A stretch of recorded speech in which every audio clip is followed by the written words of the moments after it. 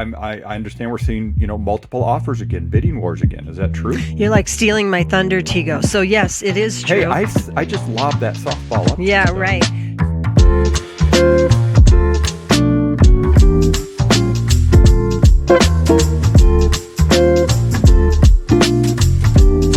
Busy week in real estate, Tego. Yeah, for sure. A lot going on. And hey, I just got to say, we're on show 400, or let's call it episode 432. Wow, huh? 432. So, when you think shows, about 52 weeks a year and 432, we've obviously missed some weeks here and there. We've missed a few. But we've been over 8 years doing this show with Eddie. Wow, huh?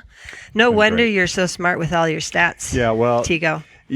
People ask us about the radio show and say, wow, you've done over 400 shows. We're like, well, yeah, it's great. But, this is what we do. That we talk, live, eat, breathe real estate, exactly. Right? Yeah. And in a lot of ways, it kind of forces us to be educated, stay up to date on what's going on in the real estate world. Let's be honest, though, forces you. I mean, this is your passion. You love to know about the market and the stats and in depth, the whole country, even nationally. I mean, internationally. I do have to admit that. I do love exactly. it. So, Tego, okay, yes. I'm going to deviate. You didn't see this yet because you had your back to me, but I have all my beads here. I'm sure your Valentine's beads. My Valentine beads. I just wanted to make sure that our listeners, I mean you. Wait, Valentine's Day is coming up? Yeah. So Valentine's Day is coming. Do you know it's the last Saturday in January? And, if you guys are just tuning in and you haven't heard us before, we are married for 25 years? So, almost 25. Yeah. So Valentine's Day is coming, and chocolate is probably not what your sweetheart really wants, right? They want a house. They probably want a house. So if you want to help your sweetheart find the dream home for Valentine's Day, call us and we can help with that. Or, if you're thinking it's time to sell your property, we can help with that too. Make that sweetheart's dream come true, right? Yeah. And Tego, it is Valentine's Day coming soon. Hint, hint. It is. Well, let me can I give a quick rundown on just some market data? I put something out on my Facebook. If you follow me on Facebook, it's just Tego Venturi. You'll find me. I put a lot of market data out there. That's really all I do on Facebook. There's not a lot of Tego Venturis out there in the world. No, there's not. And then also, I put stuff on Twitter as well, so you can find me there. But, if you're just interested in following and keeping up on what's going on, just follow me and you can see it there. Or you can check out our YouTube page. I'm looking for more subscribers on our YouTube channel. So you do that and give us a little subscribe. That would help boost our signal. So is it called subscribe or follow? It's subscribe on YouTube. Oh, interesting. Okay. And again, you'll just find us. Just Google, Albuquerque Real Estate or Venturi Team Albuquerque on YouTube. Okay, so let me get off. What are the stats? Big news this week, right? Yeah, well, a couple big things this week. First off, the thing that really hit yesterday was the National Association of Realtors released their pending home sales data for December, and so that's obviously nationwide, not just here in Albuquerque, but it showed a 2.5% increase in pending sales in December, and that was a surprise. They were expecting actually a decline. Right. It's the first time there's been an increase in pending sales in 6 months. Yeah, in 6 months. So saw that. There's all these housing economists that I follow and pay attention to and read, and all their Substacks and all the stuff that I watch. The big conversation now is, okay, has the U.S. housing market hit a bottom? I think, most people that have been paying attention know that the housing market since June has been kind of declining. Prices have pulled back in a lot of markets substantially. As in the increasing prices has pulled back. Yeah, well, in some markets, prices have actually declined. Here in Albuquerque, they've kind of stayed flat. Right. Since then, and there's usually a little bit of seasonal pullback, but this year there was a little bit more. And, we had mortgage rates that shot up, they were up over 7, but now mortgage rates are back down in the low 6s, which I know for people that are used to 4s and 3s on their mortgages, 6s sound good, sound tough. But really, low 6s is pretty good, and they've kind of stabilized there now. There was a lot of fluctuation for there for a while. If you look back historically, low 6s is low. Oh, of course. Over the 30 to 50 years back. Yeah, so the big conversation out there, has the U.S. housing market bottomed, and is it starting to turn? And there's a lot of questions about that. The supply of homes is still a challenge in just about every market in the country, and that's, meaning the number of homes that are actually being listed for sale. And that's absolutely true here in Albuquerque. Right now, I think as of today, there's maybe 1,250, homes for sale in the metro Albuquerque area, which Very is low. which is very low historically. So, anyway, and then so Tracy, just, kind of more of the anecdotal, like feet on the street, you're dealing with our team, you're talking to our agents, you're working with them, you're helping them through all this stuff. I understand we're seeing, multiple offers again, bidding wars again. Is that true? You're like stealing my thunder, Tego. So yes, it is true. Hey, I just lobbed that softball up to you, Yeah, though. right. So I was reading a story from Simplifying the Market. Yep.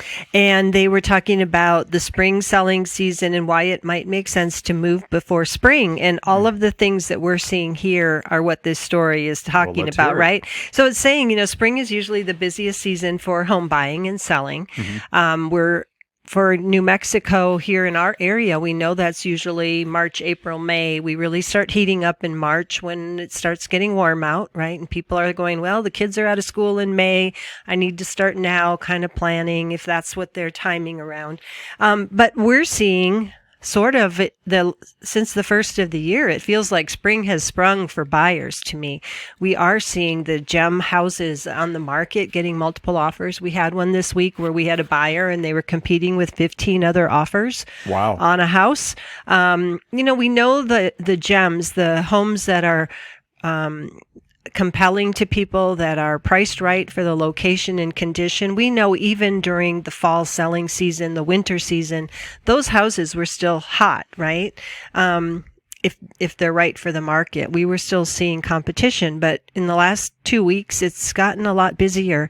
So it might be the spring season bringing extra buyers in March, April. Right now, they're saying is probably a better time to be a home buyer, a little less competition than once things really heat up. And one of the things that they say, and it's a quote, is expect sales to pick up again soon since mortgage rates have markedly declined after peaking last year, which is what you just said. So it says if you're ready to buy a home right now is probably the best time before the competition grows and more buyers enter the market. So for today's sellers, they might want to put their house on the market sooner or later, but whenever it makes sense for them, of course. I agree. And what I'm seeing, Tracy, in the data, you're looking at more of the anecdotal or the feet on the street, whatever you want to call it. But in the data, it shows, the number of homes that are coming on the market is not very high right now. There's not a lot of people listing, and that's very common this time of year. Very. But I would recommend if you're thinking of, selling this year, I would get on it earlier than later. I would say, honestly, if I were wanting to sell our home, which I'm not ever. Okay, good. Glad to hear that. I would be working right now to get my home ready for the market. Yeah. And, doing that paint touch up, doing that, cleaning up the yard while all the plants are easier to clean up, maybe. Getting things set, putting things away, packing up. We'd be spending our weekend packing away everything we're going to move anyway and taking half of everything off the shelves and packing them up just to make the house like a model home, right? And I'd actually be getting our trusted Shannon from Ember Interiors in to give us a consult on how to stage our home for maximum price. And then we'd have a list from her of all the things to do because she's so good at that. And we'd be spending time because what we know and what all our listeners know from listening to us over the years, thank you, is it takes us longer than we think to get our house ready for the market. So start now. So even if you're thinking it's March or April when you want to be on the market, we're happy to start, being by your side in that process now and getting you connected and giving you what we know buyers are going to be concerned about. Reminds me, Tego, one of the things that we notice is when people call us in really at the last minute and say, hey, I'm ready to put my house on the market. I want to be on this weekend. I need to move or whatever. We're like behind, right? We're rushing. We can do it, but it's pretty stressful for people, and it doesn't give them time to really make the house. But sometimes what we know is people have focused on the wrong things in getting their house ready for sale when they haven't contacted an expert first to go, what's important? Sometimes they do the thing that isn't going to help, you know? Right. Yeah. So- And I'm sorry, I'm looking down at my laptop here because I wanted to look at what the pending sales look like right now for January. So we just talked about the national numbers for December. They were strong. And again, pending sales, these are homes that go under contract and are, have received an offer, gone under contract. And so it's kind of they're in that due diligence, getting ready to be a closed purchase. So they're not a closed purchase yet, obviously. Or closed sale. Yeah, closed sale. The thing that's interesting for December, we had good pending sales in January and last year. Let me back up here. I'm sorry. December, I said that wrong. December we had good pending sales, and then January so far, even though we're not quite over, it's about even with last year, which is interesting because last year we know the beginning of the year was gangbusters, wild. So yeah, I'm almost kind like you could pull those things up here next week. I know. So. We'll get there. We'll get there for people on video. We can get there. We've been playing with our little studio here in our office on Alameda and. Getting it better. So, hey, Tracy, I think this is a good topic that we should cover, which is what's the difference between a real estate agent, an agent, a broker, an associate broker, a qualifying broker, a realtor, a licensee. What other terms are there? There's a whole bunch of terms out there. A lot of terms that in many ways kind of mean the same thing, but not necessarily in the sense that all of those people are, kind of doing the same thing. Yeah, well, they have the legal ability to help somebody with a real estate transaction, right? Because they're licensed with the state of New Mexico. But let me start with the top two. Okay. Right. There's all sorts of terms: transaction agent, transaction broker. But let's Buyer's talk broker, listing broker. Yeah, let's talk about the top two: Okay. realtor, Yep, and agent. yes. Okay. So realtor means we've joined the. Can I make a point on that? Yeah. It is real. It's two words. It's real. Not two syllables. I'm sorry, two syllables. So it's realtor and realty. So it's just two syllables because a lot of people do the realtor and they're adding Make it the three. Extra in there. Just a side Realty, note. right? Yeah. So, it's realtor. So Realtor. Yeah. realtor. So realtor means I'm a licensed real estate, not agent. No, I'm licensed, but I've joined the National Association of Realtors, so I can use that designation and say I'm a realtor, and I am following their code of ethics and their. You wanted to say? Yeah, I just wanted to say. So, in New Mexico, you can get licensed to, be a licensee, and what that means is you're licensed to help people buy and sell real estate. Right. Lots of categories of real estate. Right, but you're not but that doesn't mean you are a realtor. A realtor is somebody who has joined a national association, like you said. They've taken all the code of ethics training.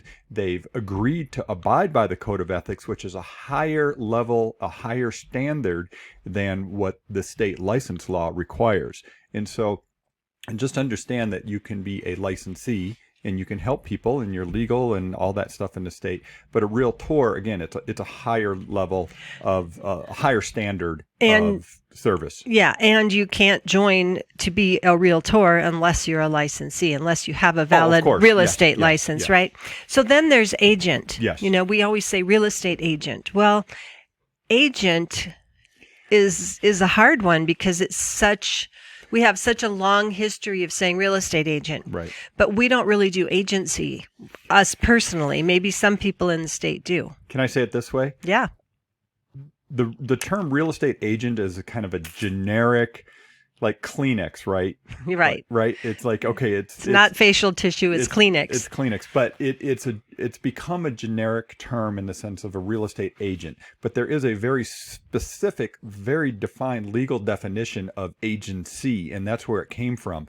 In New Mexico, we generally don't practice agency, and we don't want to go and get into weeds on that. But it's just understand, just because somebody's saying they're an agent doesn't mean that they're representing you as a agent, which means they can make decisions for you, which most people wouldn't want.